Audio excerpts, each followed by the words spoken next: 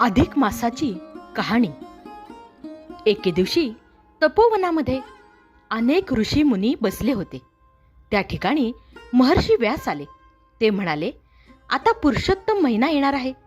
या महिन्यात स्नान, दान, व्रत, नियम अशी खूप कर्मे करावायची आहेत। ऋषी मुनींना आश्चर्य वाटले। ऋषी मुनींनी अधिक मासाची माहिती व्यासांना विचारली। महर्षी व्यास म्हणाले, चंद्र सूर्याच्या गतीमुळे दरवर्षी 10 दिवसांचा फरक पडत असतो, म्हणून दर 3 वर्षांनी एक महिना अधिक धरून कालमेळ बसवलेला आहे। तो अधिक महिना म्हणजेच पुरुषोत्तम मास होय। महर्षी व्यास म्हणाले, ही 13व्या महिन्याची कथा मला नारदांनी सांगितली। नारद पृथ्वीवर फिरत होते, त्यावेळी त्यांना अनेक दुःखी माणसे दिसली। पृथ्वीवरील माणसांचे दुःख दूर कसे करावे याचा विचार करीत नारद वैकुंठाला आले। भगवान विष्णू ध्यान करत होते। नारदांनी विष्णूंना विचारले, आपण कशाचे ध्यान करता? विष्णू म्हणाले, नारदा, अधिक मास येणार आहे। त्याचा स्वामी गोपाल मुरलीधर पुरुषोत्तम आहे। त्याचं मी ध्यान चिंतन करत आहे। त्याच्या कृपा प्रसादाने अनेकांची दुःखे कमी होतील।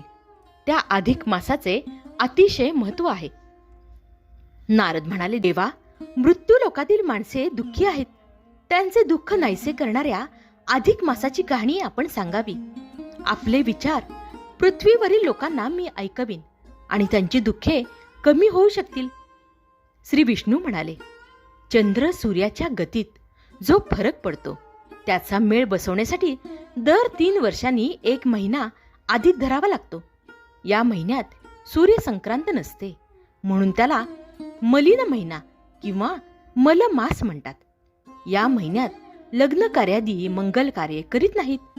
मी त्या मलिन अधिक महिन्याला पुरुषोत्तमाचे दिव्य रूप प्राप्त करून दिले।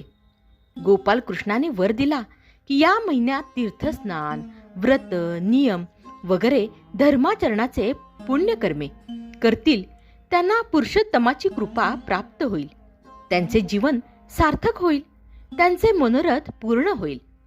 एके दिवशी पांडवांनी कोणते व्रत करावे म्हणून श्रीकृष्णास विचारले।